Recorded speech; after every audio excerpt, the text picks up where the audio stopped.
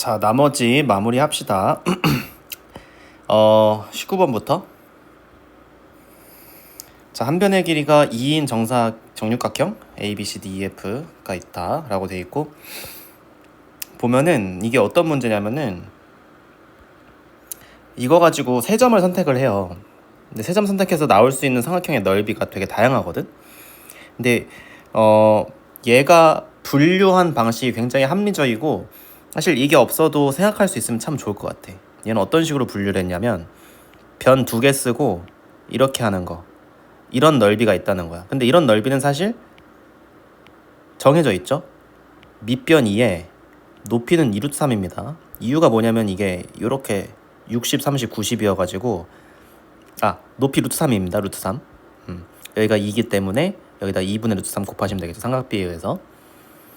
그래서 이게 넓이가 뭐 짜리냐면은 2 곱하기 높이 루트 3에서 루트 3 넓이에요. 그게 사실 갑니다.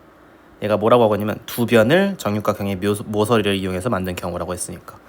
그래서 얘는 간단하게 루트 3이고 이건 쉽죠? 그리고 나서 변을 한 개를 쓰는 게 있어요. 그건 이제 이렇게 되겠지. 이거 넓이는 2루트 3입니다. 왜냐면 이게 높이인데 이거 높이는 뭐냐면 이게 2루트 3입니다. 왜냐면 아까 이거 높이가 루트 3이었으니까 2배죠.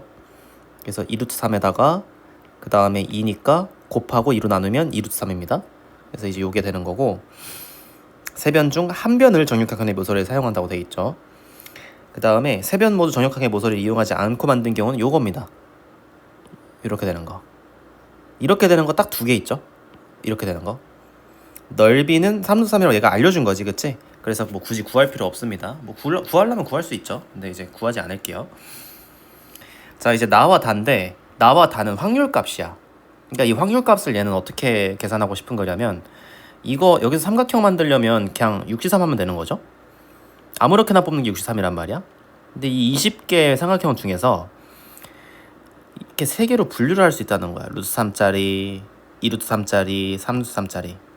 그러니까 얘는 10분의 3이라고 돼 있지만 사실은 20분의 6이었던 거죠. 그럼 이 6은 어떻게 나온 것이냐, 이거예요. 모서리를 두 개를 썼다고 하는 거니까 모서리는 어떻게 두 개를 쓰는 거야? 이렇게 연속해서 하나, 그 다음에 둘, 셋, 그 다음에 넷, 그 다음에 다섯, 마지막으로 여섯, 이렇게 해서 6개인 거예요. 그래서 삼각형 6개 나온다는 거지. 자, 그러면은 이제 나를 구하는 게 중요하죠. 요게 20분에 뭐가 될 거냐면은 세 변 중 한 변을 정육각형의 모서리를 이용해서 만든 거니까 일단 변을 하나 만들어야겠고, 모서리 변 하나 요거 정하면은 나머지 점은 뭘로 어떻게 선택해야 돼? 2점 선택하거나 2점 선택해야 되니까 이렇게 해서 하나 나오고 이렇게 해서 하나 나온다. 그러니까 모서리 하나당 삼각형 2개 나온다. 모서리 몇 개니까? 6개니까 6 곱하기 2에서 12개가 된다. 그래서 이게 20분의 12가 된다. 이렇게 되는 거야. 마지막은 쉽죠? 그냥 6건으로 20분의 2 하셔도 되고, 아까 봤듯이 총 몇 개니까 이렇게랑 이렇게 2개니까 2개다 이렇게 하시면 돼요. 됐죠? 그래서 이렇게 하시면 라는 뭐 이건 평균 구하는 거니까 알아서 하시면 되겠고. 자, 17번 17번은 요거는 우리 많이 했던 겁니다. 이게 6의 약수냐 6의 약수가 아니냐가 확률이 3분의 2냐 3분의 1이냐죠. 3분의 2의 확률로 플러스 2를 좌표로 옮기고 3분의 1의 확률로 마이너스 1을 좌표로 옮깁니다. 근데 이제 여러분이 아니라 이 문제를 풀 때 생각을 하셔야 되는 게, 확률 변수를 2개를 잡아야 돼요. 이 확률 변수 x를 뭐라고 잡을 거냐, 6의 약수가 나오는 횟수, 즉 플러스 2점을 하는 행동의 횟수라고 생각하시면 돼요. 그러니까 확률값은 3분의 2겠죠. 그래서 뭘 따르냐, 이항분포인데 얘는 분명 시행을 450번 반복한다고 했기 때문에 n은 450이고 p는 당연히 3분의 2겠죠. 왜냐면 그 횟수를 얘를 따라가니까. 그런 다음에 어떤 확률 변수를 또 만들어야 되냐, y라는 이 변수를 또 설정을 해야 돼. 근데 이 y라는 변수는 뭐냐면 점수가 아니라 위치, 좌표의 위치예요. 좌표의 위치는 어떻게 계산되냐면 맨 처음에 0에서 시작하겠죠. 0에서 시작을 해서 어떻게 될 거냐? 플러스 2씩 x번 될 거예요. 그러니까 450번 동안 x번 플러스 2의 행동을 한다가 애초에 우리가 약속해 놓은 거잖아, 그지? 그래서 여기 2에다가 x를 곱하면 플러스 2만큼 x번만큼 한 거예요, 그쵸? 그러면은 마이너스를 뭐 곱해야 되면 당연히 450 마이너스 x번을 마이너스 1을 가했을 테니까 이렇게 곱하시면 되겠죠. 그럼 계산은 어떻게 되냐? 당연히 얘하고 얘를 어떻게 하는 거야? 더하는 거지. 그 두 개를 더한 게 y입니다. 그럼 계산을 하면은 3x 마이너스 450이죠? 이렇게 된다는 거지. 그리고 뭐 식 세우면 끝나요. 이게 위치고 p의 y가 390 이상인 걸 원하는 거잖아, 그치? 그럼 이거는 대신 이걸 집어넣으시면 p의 막 넘어서 계산하면 x가 280보다 크거나 같을 확률을 구하면 되죠. 근데 x는 이항분포를 따르니까 정규분포를 근사해서 충분히 구할 수 있죠. 그래서 이렇게 구하시면 됩니다. 자, 그 다음에 26번. 자, 26번은 평균이 m이고 표준편차가 2n분의 1. 그래서 표시를 하면은 이런 정규분포를 따른다 라고 보시면 될 것 같고, 그러면 대충 그리면 이제 이렇게 되겠죠. 이건 제곱, 평균이 m, 이렇게 생겼겠죠. 대칭이고요. 자, 음수 a에 대해서 이렇게 뭐보다 작거나 같다랑 뭐보다 작거나 같다가 합했을 때 1이다 라고 돼 있어요. 그럼 a하고 a 제곱의 위치 관계가 중요한데 어떻게 될 수밖에 없냐면 당연히 이렇게 될 수밖에 없죠, 둘이. 즉 m하고의 거리가 같은 지점에 놓여 있을 수밖에 없습니다. 그래야 기준보다 작은 거랑 기준보다 작은 걸 합했을 때 이쪽 부분이 이쪽으로 넘어오면서 여기 더하기 여기가 되면서 1이 되는 거죠. 그래서 그런 경우밖에 없습니다. 자, 그러므로 a하고 a 제곱의 평균은 m이야. 그래서 뭐가 성립하냐면 a 플러스 a 제곱이 평균이 m이니까 2m이 성립합니다. 그러면 여기 나오는 요게 2m이에요. 그러면 이거를 z로 표준화를 하면 2m에서 m을 빼는 거죠. 그리고 요걸로 나누는 거야. 그러면은 결과가 뭐가 되냐면 2m 제곱이 돼요. 근데 0.977이라고 하니까 당연히 2m 제곱은 뭐가 되냐면은 0.477을 만들어서 이제 2가 되는 거지, 그치? 그래서 요게 2입니다. 이때 m 제곱이 1이기 때문에 m이 1 또는 마이너스 1입니다. 자, 근데 1이냐 마이너스 1이냐 결정을 하는 게 중요하겠지, 그지? 자, 이때 만약에 m이 1이 된다 라고 치면은 여기 아까 봤던 요식 있죠? 1이 되면 a 플러스 a 제곱이 2가 되면서 a 제곱 플러스 a 마이너스 2는 0 이렇게 되면서 해가 존재를 해요. 그래서 a가 마이너스 1 또는 마이너스 2 또는 1이 나오는데 a가 음수라고 했으니까 이렇게 a가 마이너스 1이라고 확정이 됩니다. 즉 m이 1일 때는 a가 마이너스 2고 이대로 문제를 잘 쑤셔 넣어서 마무리하면 되겠죠. 자, 근데 그러면 m이 마이너스 1일 수도 있지 않느냐, 그죠? 마이너스 1일 수도 있잖아, 그치? 근데 마이너스 1이면요 요게 마이너스 1이면 요게 뭐가 되냐면 마이너스 2가 됩니다. 그럼 넘어오면 a제곱 플러스 a 플러스 2는 0이라고 해서 이거는 인수분해도 안 되고 허근을 갖죠. 판별식 0보다 작으니까. 그래서 안 됩니다. 그래서 이렇게 되는 게 맞고 이렇게 집어넣어서 문제를 마무리하시면 됩니다. 다음에 요건가요? 자, 요거는 그래 이렇게 표를 그릴 생각을 하실 수도 있는데 대표적인 표본 평균 문제라고 보시면 돼요. 뭔 소리냐면 이게 복원 추출을 하잖아요. 그죠? 5장의 카드를 복원 추출을 하는 거잖아. 그리고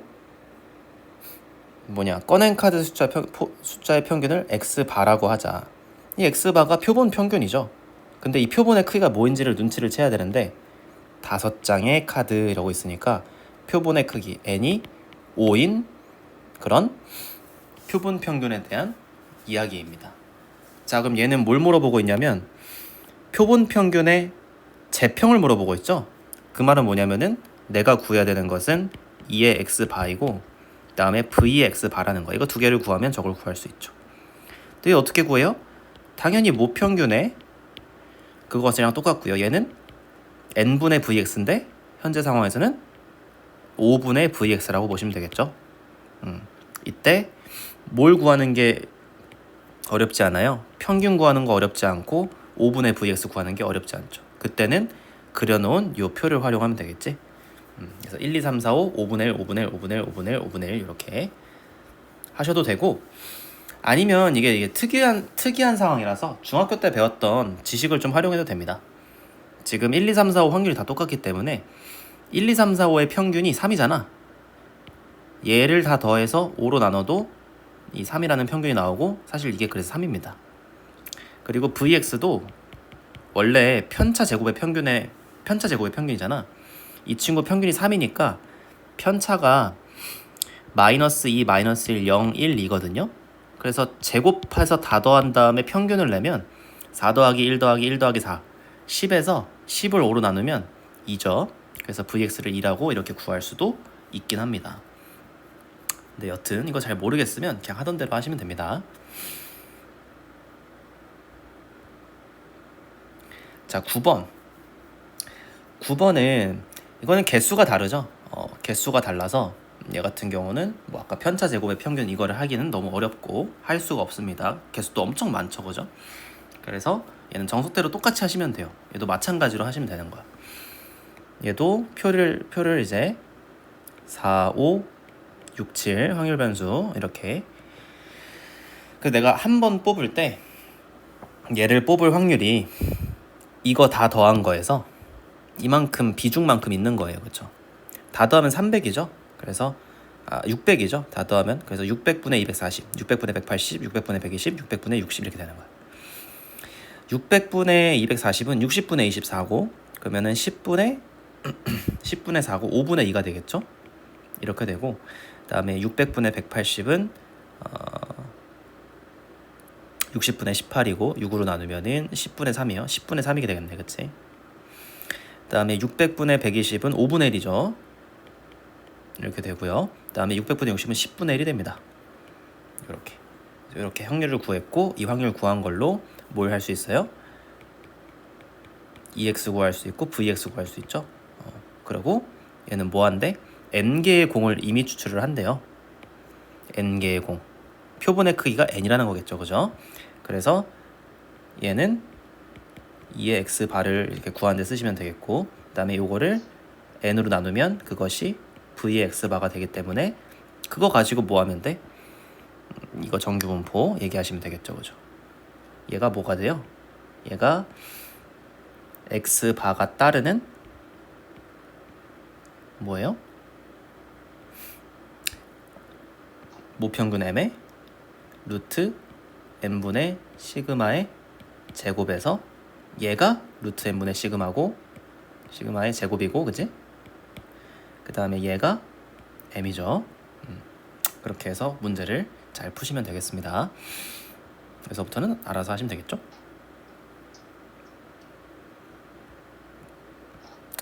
자, 그 다음에 16번. 16번은 신뢰도 문제고, 뭐 시그마, 뭐 표준 편차가 시그마인 정규분포를 따른다고 하는데 95%를 추정을 한대. 그러면은 추정하는 식을 써보면 x-1.96 곱하기 루트 n분의 시그마죠. 근데 루트 n 이렇게 돼 있고 시그마 이렇게 돼 있고 둘 다 안 나와 있습니다. 그래서 이렇게 돼 있고 가운데 평균이 있고, 그 다음에 오른쪽에는 표본 평균에서 1.96 곱하기 루트 n분의 시그마를 이렇게 더한 식이 나오겠죠. 근데 추정을 했는데 얘가 뭐라고 했냐면 모평균과 표본 평균 차래요. 그러니까 얘하고 얘의 차이라는 거야. 그럼 이 부등식을 개조하면 그 차이를 나타내는 부등식을 만들 수가 있어요. 어떻게 되냐면 먼저 얘만 보면 m을 넘기고 이 새끼 넘기면요, 표본 평균 빼기 모평균 했더니 이게 1.96 곱하기 루트 n분의 시그마보다 작거나 같다 이런 식이 나오고, 그 다음에 이쪽을 보면 똑같이 x바는 남겨놓고 m을 넘겨요. 그리고 얘를 이렇게 넘기면요 또 똑같은 비슷한 식이 나와. 1.96 곱하기 루트 n분의 시그마에 마이너스를 붙인 것이 x바 마이너스 m보다 작거나 같다 이렇게 나오는 거야. 그럼 식이 어떻게 개편될 수 있냐면, 얘가 공통이니까 얘를 중심으로 얘와 얘의 사이다 이렇게 쓸 수 있는 거죠. 결국 x바 마이너스 m이 마이너스 1.96 곱하기 루트 n분의 시그마, 요거는 1.96 곱하기 루트 n분의 시그마. 근데 이제 워딩을 잘 봐야 되는 게, 이게 항상 차라고 되어 있으면 절대값이에요. 차는 양수기 때문에 절대값을 씌워야 돼. 그 말은 뭐냐면, 절대값 x 마이너스 m이라는 친구가 1.96 곱하기 루트 n분의 시그마가 되는다는 소리죠. 그러면 이 친구가 뭘 만족시키고 싶냐? 나는 이 절대값 x 마이너스 m이라는 친구, 이 친구가 9.8 이하가 되고 싶대. 그렇게 했을 때 되기 위한 표본의 크기 최소값 이런 얘기를 하고 있네. 표본의 크기 n에 대한 뭐 최소값 어쩌고 얘기하고 있어요. 그럼 이때는 기계적으로 어떻게 세팅하면 되냐면, 얘가 9.8 이하가 되면 자동으로 얘도 9.8 이하가 되겠지. 그러니까 표본의 크기를 내가 잘 해가지고 9.8 이하가 되도록 이렇게 추정을 해버리면, 그것보다 작거나 같은 얘는 당연히 9.8보다 작거나 같다, 이런 논리를 쓰시면 돼요. 그럼 이제부터 봐야 될 부등식은 얘죠. 무슨 말인지 알겠지? 자, 그러면 이제 어떻게 마무리하면 되겠냐면, 얘가 쓰는 워딩을 자세히 한번 봅시다. 그렇게 되기 위한 표본의 크기의 최소값이라고 하고 있어. 표본의 크기에 대한 최소값을 논하고 있기 때문에 표본의 크기인 n을 갖다가 혼자 두는 방정식을 한번 세워봅시다. 부등식을 한번 세워봅시다. 요거 가져오는 거예요. 자, 1.96 나누기 9.8을 하면 5분의 1입니다. 그래서 5분의 1 시그마, 이것은 루트 n 이렇게 되는 거죠. 그렇죠? 자, 그러면 요거를 양변을 제곱해 볼게요. 5분의 1의 시그마의 제곱은 n보다 작거나 같다 이렇게 나오는데, 이때 내가 n으로 택할 수 있는 최소값이 256이래. 그럼 그 말은 얘의 범위가 255에서 256 사이라는 거야. 무슨 말인지 알겠지? 그럼 어떻게 되는 거냐면, 5분의 1의 시그마의 제곱이 256보다 작거나 같다는 거고, 그 말은 뭐냐면 5분의 1 시그마가 16보다 작거나 같다는 거죠. 그러므로 시그마의 최대값은 80이 되는 겁니다. 뭐 엄밀하게 하면 이렇게 되는 거고, 시간 없으면 그냥 n이 256에다 때려가지고 얘가 16이구나, 그러니까 시그마가 80이겠구나, 그러면 뭐 그렇게 하셔도 됩니다. 그래서 1번이 정답이 되겠고요. 끝이네.